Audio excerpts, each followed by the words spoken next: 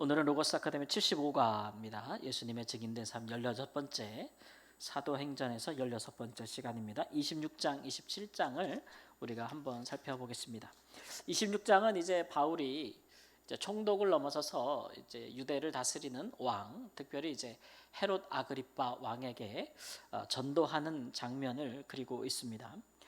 베스도 총독은 새로 부임하고 나서는 그 바울을 한번 신문을 했는데 그가 죄가 없다는 것을 알았지요.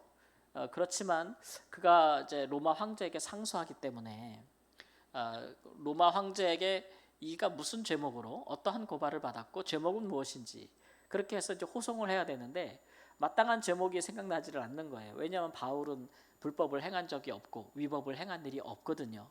그러니까 어떻게 해야 될지를 몰라서 그 지혜를 아그리빠 왕에게 구하고 있습니다. 그래서 아그리빠 왕이 바울을 한번 보자. 그래서 이제 바울이 왕과 총독과 많은 귀족들이 있는 상태에서 그 법정에 불려가서 다시 한번 그가 스스로를 이제 변론하게 되는 기회를 얻게 됩니다. 무죄가 될 수 있었는데 왜 바울이 이렇게 끝까지 상소를 하느냐? 로마 황제에게 그렇게 생각한다면 예수님은 뭐 무죄가 아니어서 돌아가셨나요? 그러니까 무죄라 할지라도 이 부패한 로마의 총독이나 이런 사람들은 유대인들의 환심을 사거나 정치적인 목적 혹은 유대인들을 만족시키기 위해서 얼마든지 불법을 자행할 수 있는 사람들이거든요. 그러니까 이 사람들 입에서는 너는 죄가 없다라는 말이 나올지라도 언제 어떻게 유대인들에게 자기를 팔아넘길 수 있기 때문에 그는 이제 황제에게 항소하는 것이라 로마 시민권을 가진 자로서 할 수가 있겠습니다. 그래서 여기서 다시 한번 바울의 변론이 나오는데 26장의 바울의 변론 여지를 한번 살펴보겠습니다. 왕 앞에서 전도하기를 말하기를 바울은 뭐라 하냐면 이것은 유대인의 모든 풍속에 관한 문제다. 유대인들의 관습과 풍속에 관한 문제다. 이거는 로마 법정에서 로마법을 어긴 문제가 아니다라는 것을 처음부터 분명히 하고 들어갑니다. 그리고 두 번째, 나는 원래 유대 가운데 바리새인입니다. 아주 바리새인 중에서도 되게 엄격한 바리새인 파입니다. 이것을 이야기하고 그 다음에 내가 이렇게 법정에 선 것은 다른 이유가 아니라 하나님이 죽은 자를 살리신 일을 증언했다고 해서 내가 부활에 대해서 증언했다고 해서 여기 잡혀왔습니다. 이렇게 얘기하고 있는 겁니다. 본래 이제 처음에 그 아시아에서 온 유대인들이 오순절에 예루살렘에 왔을 때에 바울을 보고 또 그를 이제 잡기를 원했잖아요. 죽이기를 원했어요. 그럴 때 두 가지의 죄목을 그들이 누명을 씌웠는데 첫 번째가 뭐냐면 이 사람은 세계 곳곳을 다니면서 유대인들 보고 율법을 폐하라고 한다. 율법은 이제 지키지 않아도 된다. 없애야 된다라고 이야기를 한다는 것. 두 번째, 예루살렘에 왔더니 이 인간이 이방인을 예루살렘 성전에 데려갔더라. 이것은 이제 성전의 성소 안으로 들어갔다는 얘기죠. 그러니까 성전을 더럽혔다. 이 두 가지 얘기인데 두 번째 얘기는 증인이 없어요. 진짜 잘못 오해한 거거든요. 이방교 대표들을 바울이 데리고 예루살렘에 왔어도 성전에 데려간 적은 없습니다. 그들이 아시아에서 봤던 바울과 함께 다니는 이방교의 대표들을 아시아에서 봤는데 예루살렘에 왔더니 시내에서도 본 거예요. 그러니까 바울이 저놈을 데리고 성전에도 들어갔나 보다라고 이렇게 선을 넘어서 추측했을 뿐이지 실제로 그런 일은 없었고요. 율법을 폐한다라는 것은 예수님의 일관된 입장도 아니죠.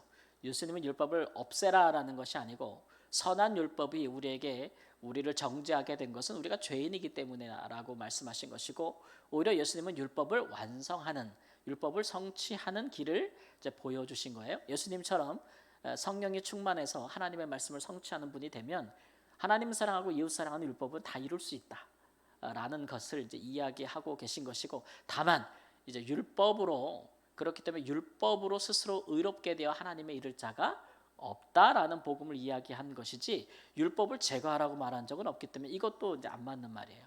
그런데 그 사내들인 공회에서 유대인의 법정에서 바울이 처음 자기를 변론할 기회를 얻었을 때 바울이 이것을 싹 바꿔버리죠.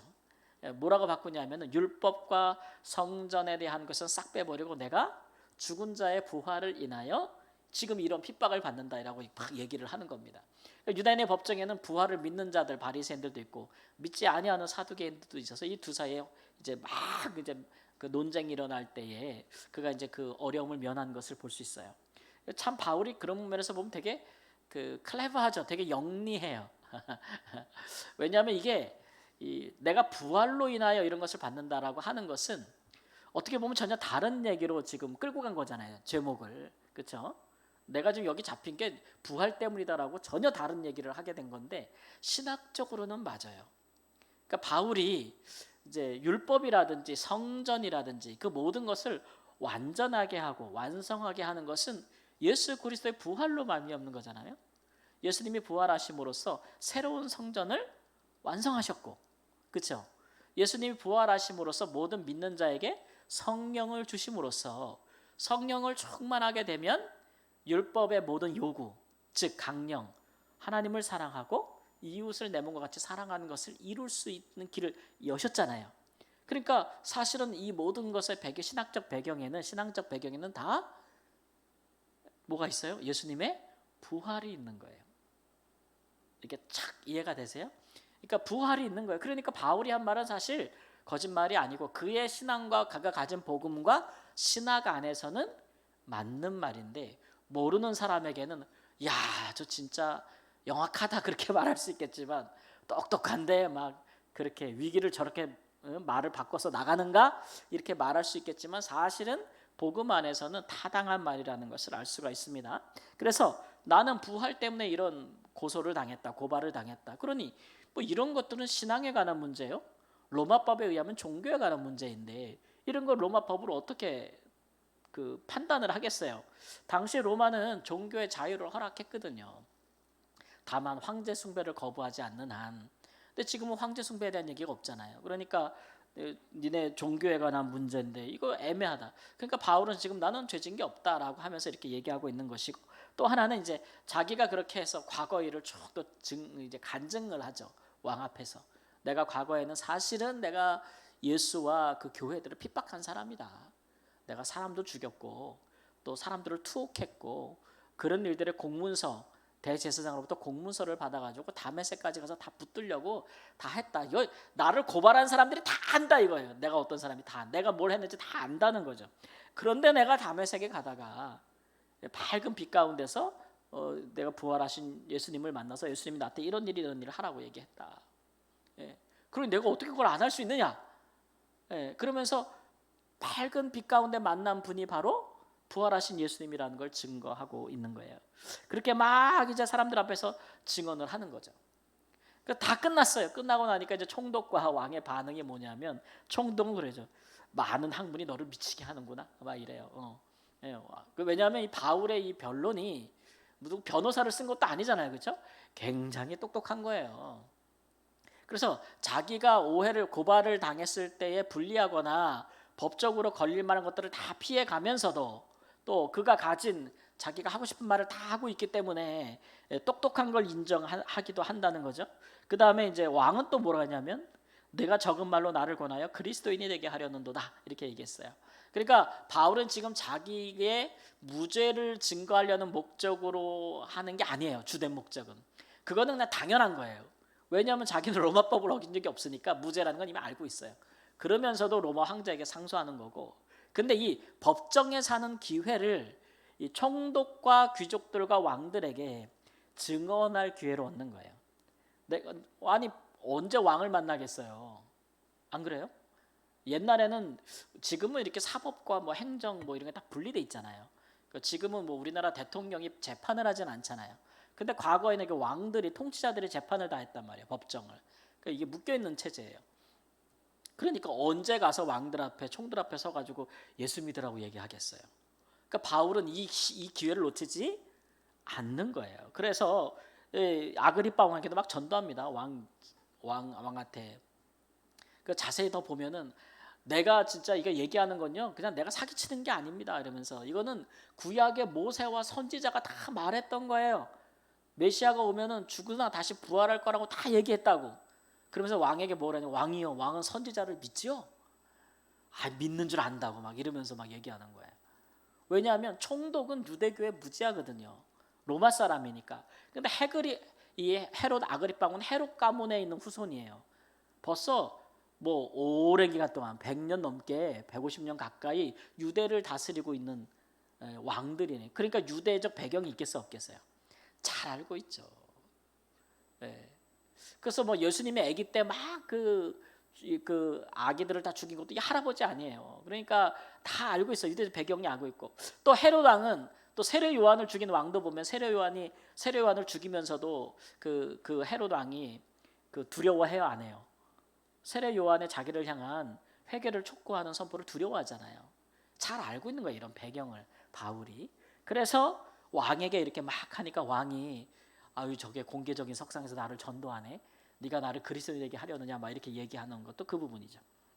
그래서 이런 부분 이후에 이 사람은 사형이나 결박을 당할 만한 행위가 없다라는 결론을 31절에 내리고 있어요. 그러면서 만일 가이사에게 상소하지 아니하였더라면 석방될 수 있을 뻔하였다라는 것으로 이제 마치고 있습니다. 26장이. 근데 아까도 말씀드렸지만 저는 이 말을 못 믿겠어요. 아니 예수님을 죄가 없다고 얘기하면서도 본디오 빌라도에게 넘겨준 사람 그 헤롯 왕 아닙니까? 그렇죠? 무죄하면 풀어줘야 되지만 안 그랬잖아요. 그러니까 정치인들은 믿을 수가 없어. 자기들의 이익만 도모가 되면은 이 사람들은 뭐 의이고 뭐 불법이고 뭐 이런 거에 관여치 않는다. 그러니까 여기서는 상소하지만 않았으면 내가 놔줬을 텐데 이런 것들은 다 저는 그 위선적인 말, 외식적인 말로 본다는 거죠. 만일 바울이 상소하지 않았더라면 아마 그 대제사장들과 장로들이 고발하러 왔잖아요. 그러니까 그들과 이렇게 정치적인 딜을 해가지고 뭐 한 사람 넘겨주는 게 얼마나 뭐 어렵겠어요? 넘겨주고 나서는 뭐 이 사람 누가 보호하겠어요? 넘겨주고 나서는 그냥 자기들의 정치적인 이익을 서로 도모하는 그런 수준에서 마칠 수도 있는 거기 때문에 사실은 이런 말을 믿을 수가 없다. 그러니까 바울이 잘한 일이다라는 생각이 듭니다. 그래서 우리가 여기서 한 부분 적용을 해보면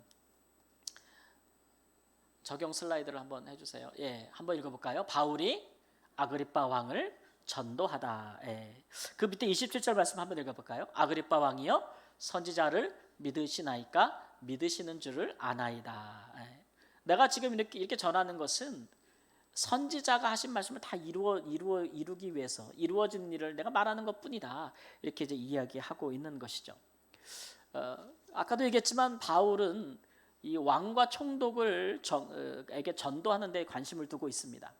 정확히 말하면 이제 이 전도가 과연 열매를 맺어서 총독이 그리스도인이 됐느냐, 왕이 그리스도인이 됐느냐, 여기에 대해서는 성경이 전혀 밝히고 있지 않아요, 그죠? 근데 중요한 것은 바울이 지금 왕과 총독에게 지금 증언했다는 거예요. 뭐에 대해서 증언했습니까?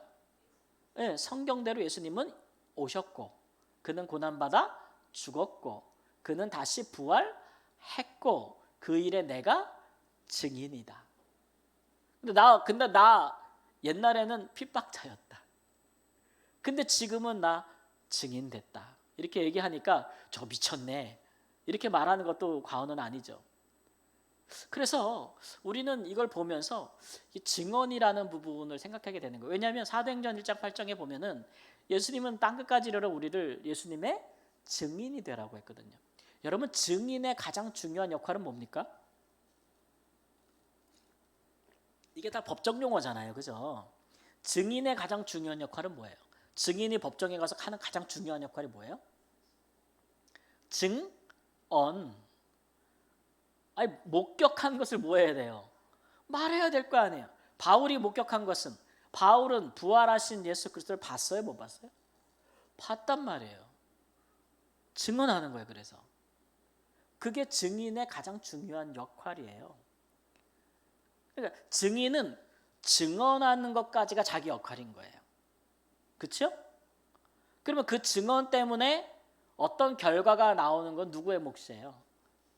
재판장의 몫 아닙니까? 재판장의 몫이잖아요. 그러니까 우리가 복음을 전하거나 전도할 때에 우리가 중요시해야 되는 것은 증언하는 거예요. 거기에는 간증도 포함되고 우리의 삶에 또 복음에 대한 선포, 권면도 포함되는 것이고 선포도 포함되는 것이고 여러 가지가 포함되고 있는 것이죠. 근데 증인이 증언하지 않으면 그 사람은 자기의 그 의무, 임무를 하는 게 아니잖아요. 그래서 그런 부분을 하나님께서 우리에게 명령하시고 위탁하셨기 때문에 우리는 내가 전도할 때 전도하는 것이 어떤 열매, 저 사람이 예수를 믿을 것인가, 뭐 그리스도인이 될 것인가, 우리에게 올 것인가, 그것들은 우리에게 속한 것이 아니다라는 거예요. 근데 만일 우리가 증인으로 부르심을 받았는데 증언하지 않으면 그것은 하나님께서 우리에게 굉장히 좀 물으시는 문제죠. 물으시는 문제. 예. 그런 것들은 하나님이 우리한테 이제 굉장히 우리에게 말씀하신 그 명령에 대해서 우리가 불순종하는 부분이기 때문에 그래요. 그래서 항상 우리는 우리의 삶에 이렇게 예수님에 대해서 증언할 사람들을 만들어야 돼요. 바울은 지금 그럴 장을 이 법정을 자기가 만든 거예요. 그렇죠? 그의 부르심이 뭐였어요? 많은 임금들과 지도자들에게 복음을 증거해야 된다는 이방인의 사도로 부르심을 받았잖아요. 그러니까 이 장을 지금 우리가 어떻게 이렇게 표면적으로 보면은 바울이 죄인으로 끌려가는 것 같지만 그 사람이 이 기회를 최대 활용해서 아까도 말했죠. 왕과 총독 앞에 설 자리를 만들어서 그들에게 증언하고 있는 겁니다. 여러분 이런 부분이 되게 중요한 이유가 뭘까요? 왜 이렇게 증언이 중요할까요? 이런 식의. 아니 무슨 그렇다고 왕이 뭐 예수를 믿어? 총독이 뭐 회개해? 그런데 왜 자꾸 이런 증언을 하는 걸까? 이게 왜 이렇게 중요하게 평가되는 걸까? 사도행전에서. 왜 그러냐면은 이런 것들은 재판이잖아요. 다 기록에 남아요. 그러면 이 총독이 로마 황제에게 바울을 재판해달라고 그죠? 쓸 때에 공문서를 쓸 때에 이런 내용 쓰겠어요? 안 쓰겠어요? 당연히 쓸 거 아닙니까? 그러면 그거는 공적인 하나의 기록이 되는 거 아닙니까? 증언은 이런 것들이 되게 중요한 거예요. 증언이라는 것이. 그러니까 증인과 증언 이게 뗄래야 뗄 수 없는 거거든요. 그래서 우리의 삶 가운데 우리가 예수를 전하는 증인이라면 이 사도행전의 전체 주제가 뭐예요? 예수님의 증인된 삶이에요. 그렇다면 당연히 우리는 뭐를 해야 돼요? 증언해야 돼요. 증언해야 돼요. 예수 그리스도의 죽으심과 그의 부활에 대해서 예수님에 대해서 증언해야 되는 거죠. 근데 오늘날 이제 많은 분들이 전도할 때에 이런 걸 잘 못해요. 그러니까 뭘 못하냐면은 예수님에 대해서 얘기를 잘 못해. 그리고 내가 만난 예수님 이야기를 잘 못하고 다 얼버무려서 우회적으로 무슨 얘기만 자꾸 하려고 그러냐면 교회 얘기만 자꾸 하려고 그래요. 우리 교회 와 보세요. 뭐 우리 목사님 설교 들으러 오세요. 막 이렇게 얘기를 한단 말이에요. 목사의 증인은 아니잖아요. 그죠? 뭐 교회를 자랑할 것 같으면 더 좋은 교회들이 많을 수도 있죠. 그러니까 제일 중요한 증인은 뭐냐면 내가 만난 예수님을 전하는 게 가장 중요한 거예요. 그게 가장 힘이 있는 거지. 그렇죠? 내가 만난 예수님을 맞이하는 게 가장 힘이 있는 증언이에요. 바울 사도가 얘기하는 그거잖아요. 자기 간증이에요. 나 이렇게 예수님 만났다. 그렇게 얘기하는 거잖아요. 근데 우리가 예수님을 만나고 믿음을 갖게 된 그런 여정들과 우리 인생의 과정을 보면 나만 겪는 건 또 아니거든. 인생은 또 다른 사람들 다 같이 이제 겪는 부분이거든요. 지난 주일에 이렇게 연세 많으신 분이 한 분 오셨는데 저랑 이제 오래 얘기하고 식사도 같이 드시고 가셨는데 우리 남전도에서 저 동구동에 같이 가자고 제가 안 갔어요. 그분 때문에. 그러니까 만나서 한참 얘기를 하는데 그분이 이제 아드님이 있어요. 저랑 이제 연배가 비슷한데 아드님을 꼭 교회를 다니게 하고 싶고 아드님도 믿음이 있으나 과거에 좀 아픈 일이 있어서 지금은 그렇지만 가고는 싶어해. 근데 어머니가 이 아들을 다닐 만한 교회를 너무너무 찾고 싶은 거예요. 그래가지고 이 지역에 여러 교회를 다녔다는 거예요. 근데 마음에 안 와닿는 거예요. 근데 그날 주일날 우리에게 오셨는데 이제 제가 이렇게 예배를 인도하고 함께 예배 드렸잖아요. 근데 마음에 탁 여기다 라는 마음을 하나님이 탁 주신다는 거예요. 왜 그런 느낌이 드셨어요? 그랬더니 다른 교회 가도 예수님 설교는 한 번도 안 하더래요. 제가 여러 교회를 다녔는데 예수님에 대해서 설교하는 교회를 보질 못했대. 근데 왔는데 여기는 목사님이 엄청 젊더래. 제가 너무 젊어 보이나 봐요. 저 50 넘었다니까 깜짝 놀라시더라고. 근데 목사님은 오늘도 예수님의 죽으심과 그 의미에 대해서 계속 얘기를 하더래요. 너무 느낌이 많이 와닿아서 이제 아들을 같이 만나게 할 계획을 같이 짜기로 했어요. 같이 우리 언제 아들을 같이 만나게 할까 막 그 얘기하고 막 그랬거든요. 그러면서 이제 그분이 조심스럽게 근데 우리 아들이 이런 일 때문에 지금 감정적으로 굉장히 그 좀 힘들고 우울할 때가 많아요. 그런데 이런 걸 이해해 줄 수 있을까요? 목사님이 이런 부분을 이해해 줄 수 있을까요? 저한테 그러시더라고요. 그 제가 그랬죠. 저도 코로나 한 1년 전부터 공황장애를 알아가지고 한 3, 4년 동안 엄청 고생했어요. 예. 그래서 저도 참 그 약도 먹어보고 아프리카에서 너무 힘들어가지고 불안장애, 심리불안, 대인기피 막 이런 것 때문에 엄청 고생했어요. 근데 그 가운데 제가 참 예수님을 더 깊이 만난 것 같아요. 그렇게 얘기했더니 또 그분이 또 그걸 그렇게 또 아유 그러면 목사님이라면 좀 우리 아들을 이해해 줄 수 있을 것 같다고.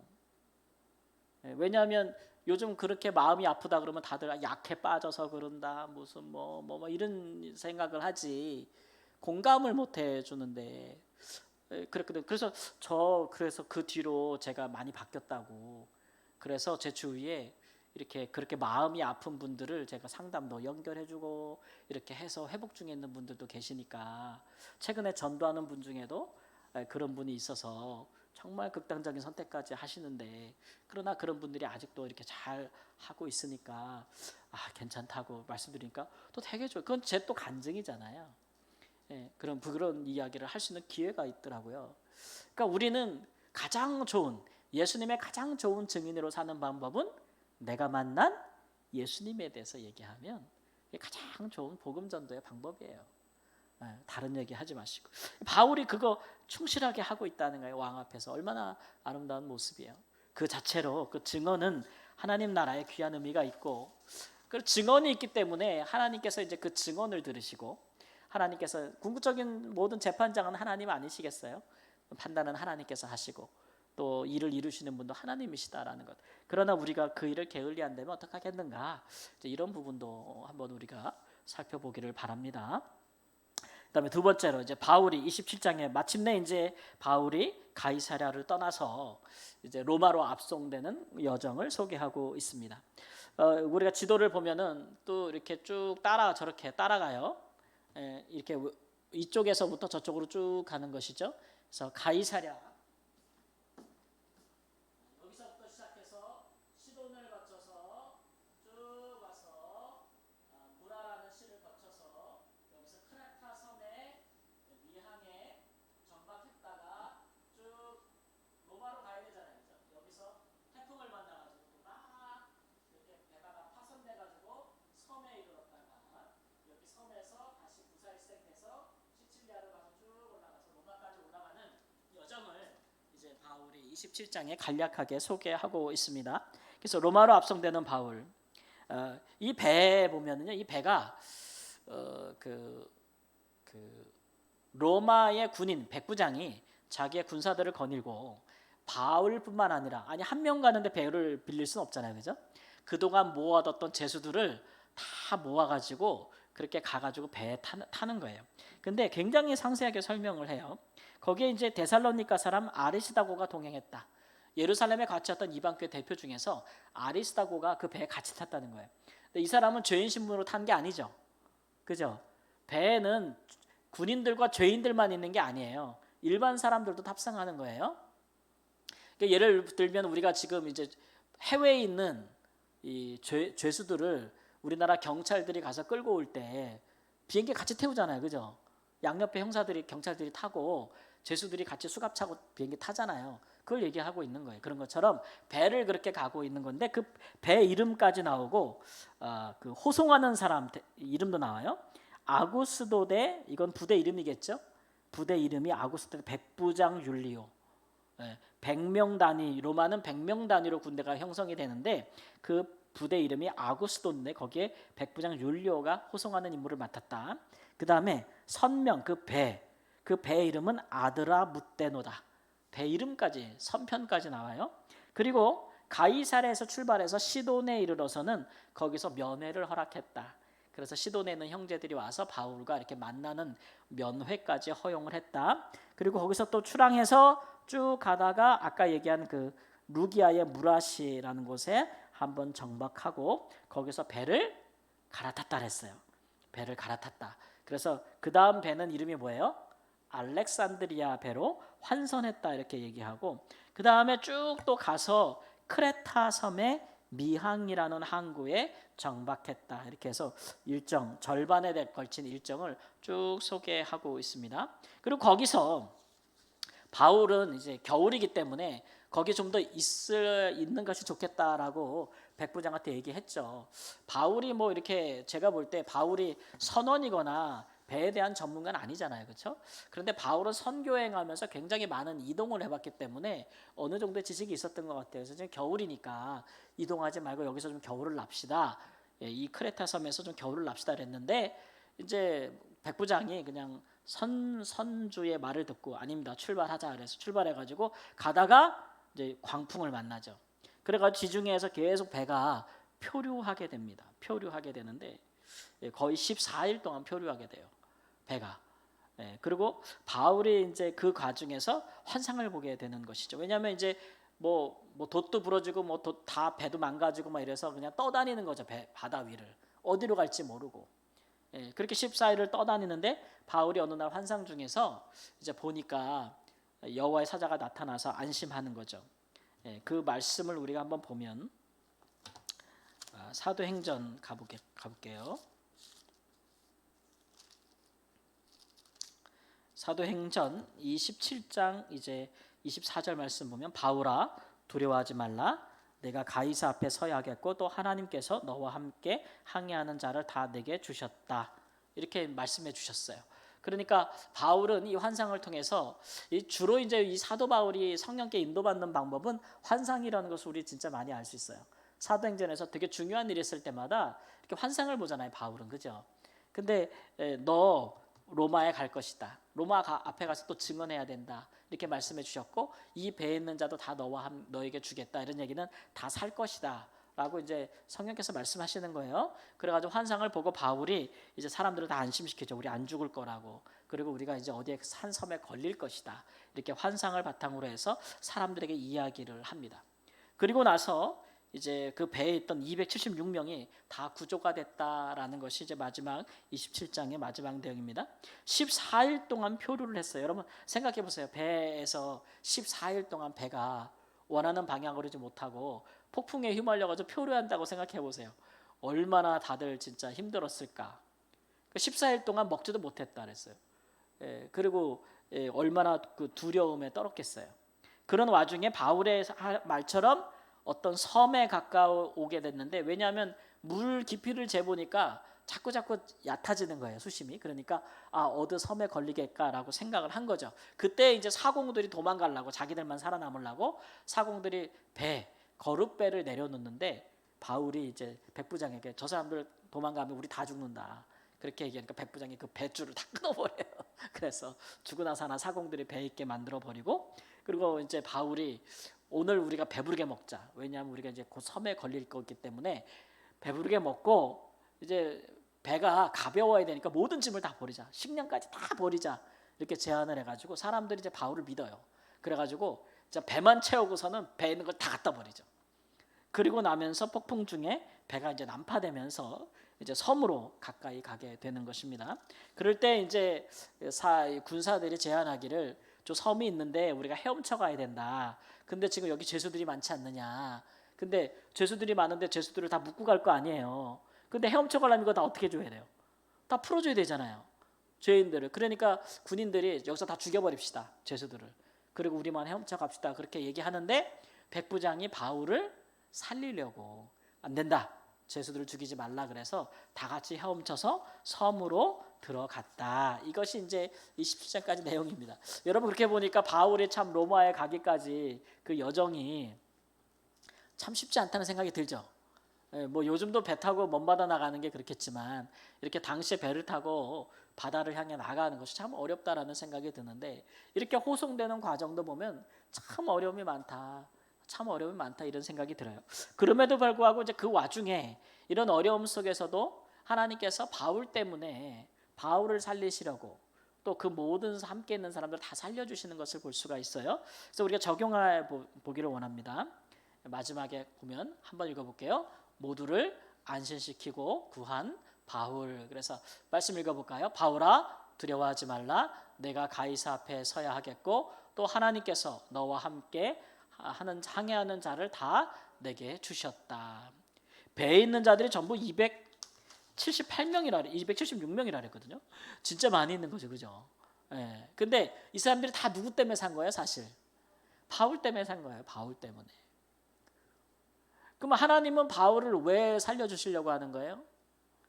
뭐 사랑해서 살려주신 것도 있지만 이미 로마서 23장 11절 말씀에 예루살렘에서 붙잡힐 때부터 주님께서 환상 중에 나타나서 뭐라 그랬어요?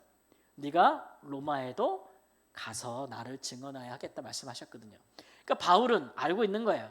자기는 지금 여기서 죽어요, 안 죽어요? 안 죽어요. 바울은 안 죽어. 알고 있는 거예요. 왜냐하면 하나님이 이미 너는 로마에 가서 나를 증언해야 되겠다고 말씀하셨으니까. 로마 황제 앞에 가서 간증해야 된다고 말씀하셨으니까 바울은 자기가 안 죽을 걸 알잖아요. 예. 그러니까 자기와 함께 하는 사람들, 이런 사람들도 또 그들에게도 안전하다.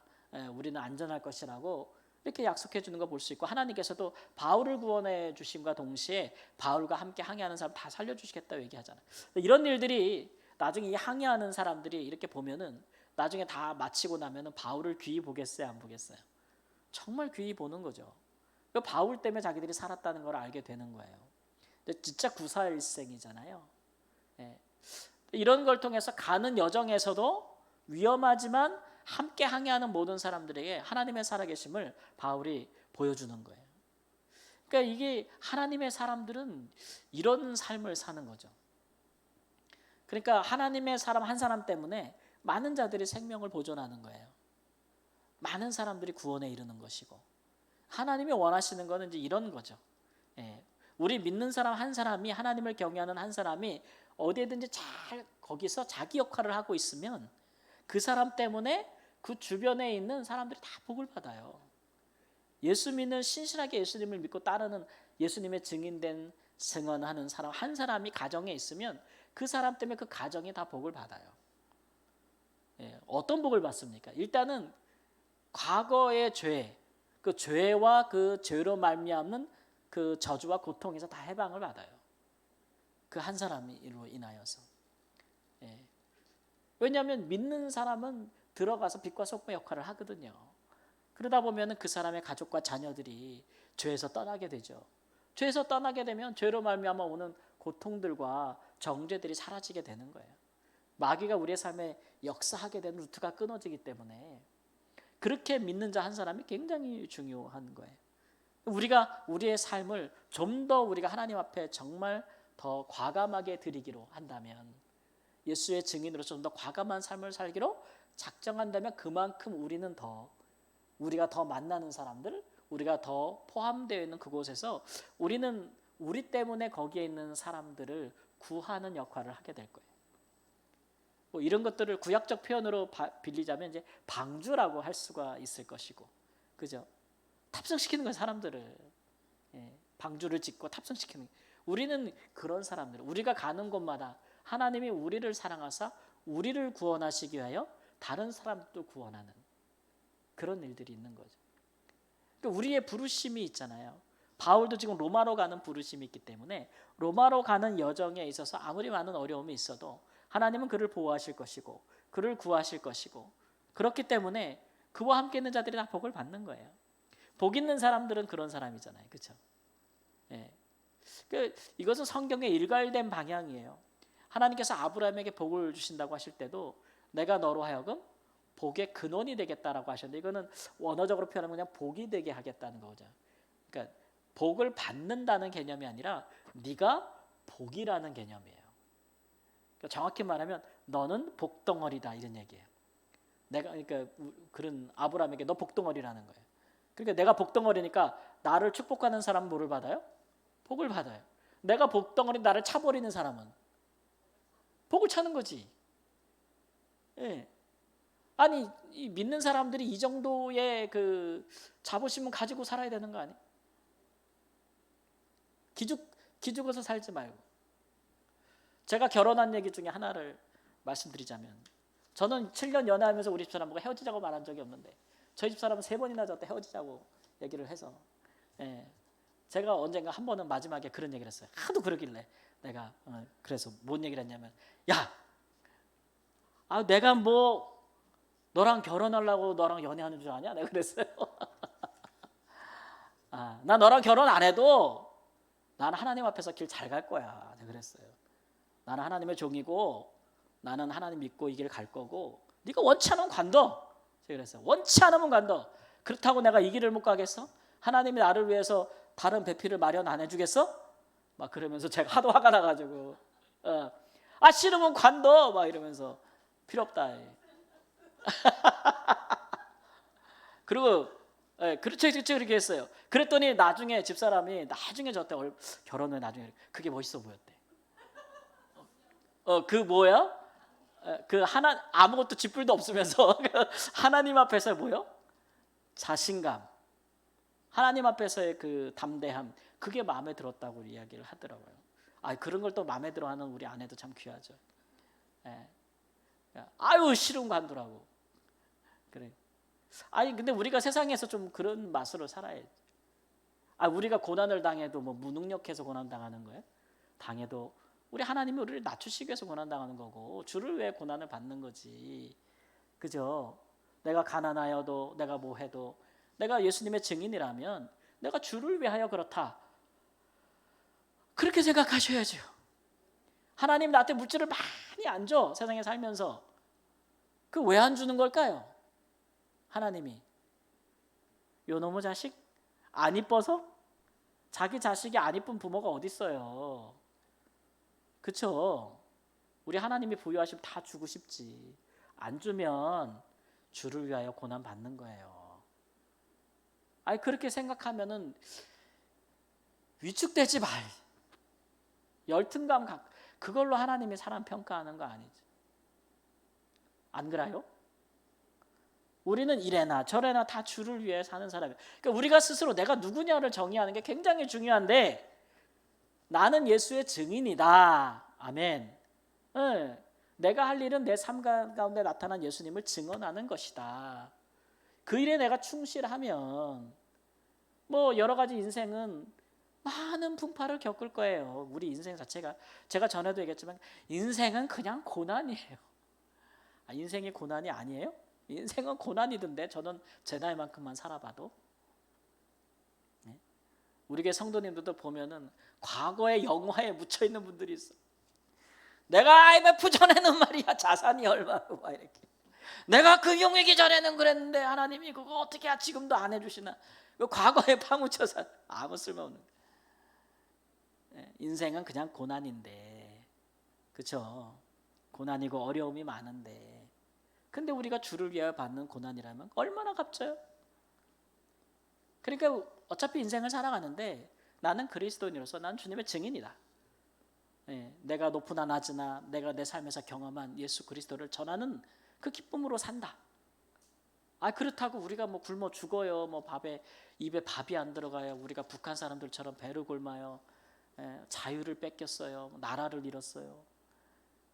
너무 이 시대의 상대적인 비교와 이런 것으로 스트레스 받고 살지 말고, 나는 예수의 사람이고 예수의 증인이고 예수님을, 내 삶에 나타난 예수님을 전하는 것이 내 삶의 기쁨이고, 그렇게 살다 보면 하나님께서 나 같은 죄인을 통해서 얼마나 많은 사람들을 구원하시고 살리시는가를 보면 그게 우리의 열매요, 그게 우리의 면류 아니고 그게 우리의 자랑 아니에요.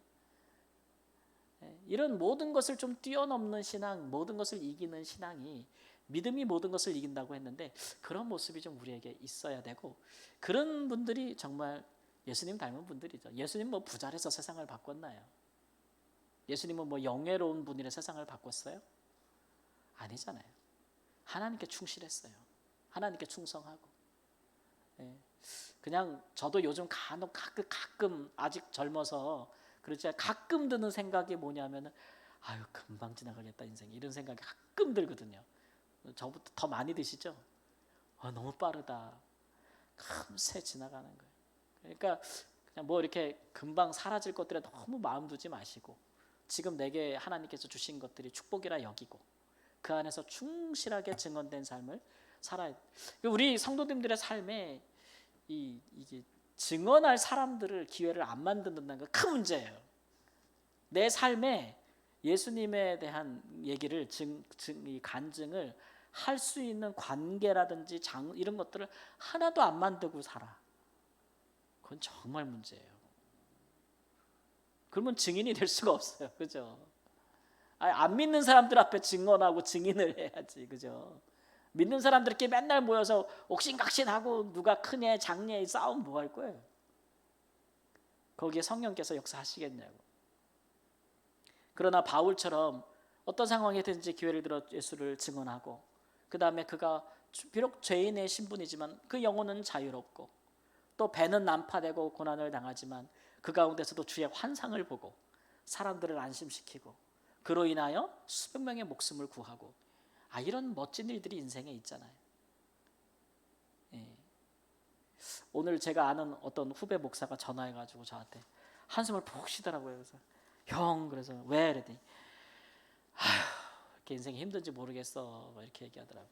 그래서 제가 그랬지 인생이 힘들어서 얼마나 좋냐. 밍숭맹숭하면 얼마나 재미없을 거야. 우리가 하나님의 종으로 목사로 사는데 그냥 무난하고 평안하면 얼마나 재미없을 거야.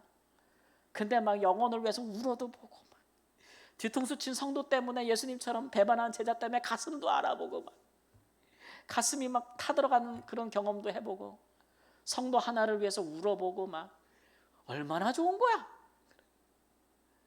그 지나가는 인생에 그 예수님이 경험했던 걸 하나라도 경험해 볼 수 있다는 게 얼마나 좋은 거야. 우리 생각 고쳐먹자 제가 그랬거든요. 저를 위한 말이기도 하고. 안 그래요? 기준이 달라요. 기준이 다르게 예수님의 증인으로 사시기를 우리 주 예수님의 이름으로 축원합니다. 아멘. 기도하겠습니다. 주님, 예수님의 증인으로 주를 증언하는 삶이 우리의 부르심이요 우리를 세상에 주께서 다시 보내심입니다.